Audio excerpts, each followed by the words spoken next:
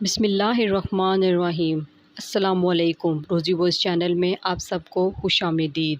آج میں آپ کے لیے ایک بہت ہی اچھی اور دلچسپ کہانی لے کر آئی ہوں۔ کہانی شروع کرنے سے پہلے آپ سب سے گزارش ہے کہ آپ نے ابھی تک میرے چینل کو سبسکرائب نہیں کیا تو برائے مہربانی میرے چینل کو سبسکرائب کیجیے اور ساتھ جو بیل آئیکن ہے اس کو بھی کلک کیجیے تاکہ ہر نئی آنے والی ویڈیو آپ تک آسانی سے پہنچ سکے۔ عاصم زیدی گھر میں داخل ہوا تو دیکھا اس کی بیوی بیٹھی رو رہی تھی۔ اس نے اپنی بیوی سے پوچھا کہ کیا ہوا؟ تو اس کی بیوی نے جواب دیا کہ بیوی کے کہنے پر بڑھیا کو پھر مارا ہے اور اتنا مارا اور پھر ہچکیوں سے رونے لگی۔ تو عاصم زیدی نے کہا کہ تمہیں کیا ہوا؟ وہ اس کی ماں ہے، تمہاری نہیں، اور پھر بڑھیا زبان چلاتی ہوگی۔ میں نے اس کا غم کم کرنے کے لیے کہا آپ کو کچھ بھی پتہ نہیں ہے، اس بیچاری کو فالج ہے۔ بیوی نے تلخی سے جواب دیا پہلے تم نے کبھی نہیں بتایا کہ ان کو فالج ہے۔ اچھا چھوڑو، ہم کر بھی کیا سکتے ہیں۔ میں نے موضوع بدلنے کی کوشش کی۔ میرا دل کرتا ہے بڑھیا کو اپنے گھر لے آؤں کچھ دنوں کے لیے۔ کیا کیا کہا؟ پاگل ہو گئی ہو؟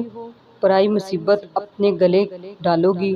مجھے اس کی سوچ پہ غصہ آ گیا۔ صرف ہفتے بھر کے لیے نہیں، یہ ناممکن ہے۔ اور پھر وہ کیوں دینے لگے اپنی ماں ہم کو؟ میں نے کہا اس کی بیوی کئی مرتبہ کہہ چکی ہے کہ بڑھیا مرتی بھی نہیں۔ بیوی نے کہا بس اب آپ مان جائیں اور اس کو اپنے گھر لے آئیں۔ یہ کہتی ہوئی وہ میرے پہلو میں آ بیٹھی۔ اچھا جی، اب اس بڑھیا کو گھر لانے کی ذمہ داری بھی مجھ پر ڈال رہی ہو، اور یہ تو سوچو کہ تم اس کو سنبھالو گی کیسے؟ میں نے کہا اپنے بچے تو ہیں نہیں، میں گھر میں سوائے ٹی وی دیکھنے کے اور کیا کرتی ہوں؟ چلو وہ آ جائے گی تو میرا دل بھی لگا رہے گا۔ اس نے اداسی سے کہا ہماری شادی کو 10 سال ہو گئے تھے مگر اولاد سے محرومی تھی۔ میں نے سوچا چلو بات کر کے دیکھنے میں حرج نہیں ہے، کون سا وہ اپنی ماں ہمیں دینے پہ راضی ہو جائیں گے۔ اگر راضی ہو گیا، اگر وہ بڑھیا مستقل گلے پڑ گئی تو میں نے اپنے خدشے کا اظہار بیوی سے کیا۔ یہ تو اچھی بات ہے، اس نے خوش ہوتے ہوئے کہا۔ اگلے دن شام کو کافی سوچ بچار کے بعد میں ان کے گھر گیا۔ میں نے پلان کے مطابق ان سے کہا کہ میری بیوی فالج کا علاج قرآن پاک سے کرنا جانتی ہے اور آپ کی والدہ کا علاج کرنا چاہتی ہے۔ یہ سن کر اس نے کسی خوشی کا اظہار نہ کیا تو میں نے بات جاری رکھی کہ اس میں مسئلہ یہ ہے کہ آپ کی والدہ کو ہفتے بھر ہمارے گھر پر رہنا ہوگا۔ آپ فکر نہ کریں، ہم ان کا اچھے سے خیال رکھیں گے۔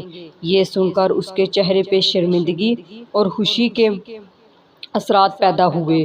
اس نے تھوڑی سی بحث کے بعد اجازت دے دی۔ میں نے اٹھتے ہوئے کہا کہ علاج میں 15-20 دن بھی لگ سکتے ہیں۔ اس نے اور بھی خوشی محسوس کی، کہنے لگا سلیم صاحب میں چاہتا ہوں کہ میری ماں ٹھیک ہو جائے، بھلے مہینہ ہی کیوں نہ لگ جائے۔ اور یوں اماں مستقل ہماری ہو کر رہ گئی۔ وہ بڑھیا سفید روئی کا گالا سی تھی، مناسب خوراک اور دیکھ بھال نہ ہونے کی وجہ سے حالت اور زیادہ خراب تھی۔ میری بیوی تو تن من دھن سے ان کی سیوا میں جٹ گئی۔ اس کے لیے ہر چیز نئی خریدی گئی، بستر، کمبل، چادریں، کپڑے۔ اچھی خوراک اور خدمت سے اماں کے چہرے پہ رونق آنے لگی۔ پتہ ہی نہ چلا مہینہ گزر گیا۔ پہلے اس کی بہو ہر 2 دن بعد آتی رہی، پھر 4 دن کا وقفہ ہوا، پھر ہفتہ ہونے لگا۔ اماں کو واپس لے جانے کی بات نہ کی اس نے، اور نہ ہی ہم نے کی۔ دوسرے مہینے میں وہ ایک ہی دفعہ آئی، گھر کی مصروفیات کا رونا روتی رہی۔ تیسرے مہینے کے بعد اس نے آنا بند کر دیا۔ میں نے بیوی سے کہہ دیا کہ اب اماں تمہاری ذمہ داری بن گئی ہیں، اب تم سنبھالو۔ بیوی نے خوشی کا اظہار کیا۔ یہ غالباً 7واں مہینہ تھا۔ اس آدمی کو اس کی بیوی نے اپنے دوست کے ساتھ مل کر قتل کر دیا اور بعد میں وہ خود بھی پکڑی گئی۔ ادھر جیسے جیسے اماں کی توانائی بحال ہو رہی تھی اور چہرے پہ رونق مسکان آنے لگی تھی، ویسے ویسے میرا کاروبار ترقی کرنے لگا۔ ایسے لگتا تھا جیسے مجھ پر دھن برسنے لگا ہو۔ سال بھر میں میری 3 دکانیں ہو چکی تھیں۔ تیسرے سال ہم تینوں، میں، بیوی اور اماں، ہم تینوں نے حج کی شہادت حاصل کی۔ گلستان جوہر میں 500 گز کا بنگلہ خرید کر وہاں شفٹ ہو گئے۔ اماں ہمارے ساتھ 7 سال رہی۔ ہر پل ان کا ہمیں دعائیں دیتے گزرتا اور ہم میاں بیوی خوشی سے پھولے نہ سماتے۔ عجیب کرامت یہ ہوئی کہ اماں کی برکت اور دعاؤں سے اللہ رب العزت نے مجھے اولاد سے نوازا۔ آج وہ ہمارے درمیان نہیں، مگر ان کی کمی شدت سے محسوس ہوتی ہے۔ پچھلے دنوں میری بیوی بہت خوش تھی، وجہ پوچھی تو کہنے لگی، میں نے ایک خواب دیکھا ہے۔ کیسا خواب؟ میں نے دیکھا ہے کہ محشر کا دن ہے اور سب حیران و پریشان کھڑے ہیں، ان میں بھی کھڑی ہوں کہ اتنے میں اماں آئی اور میرا ہاتھ پکڑ کر کہنے لگی، منیرہ ادھر آ میرے ساتھ، تجھے پلِ صراط پار کرا دوں۔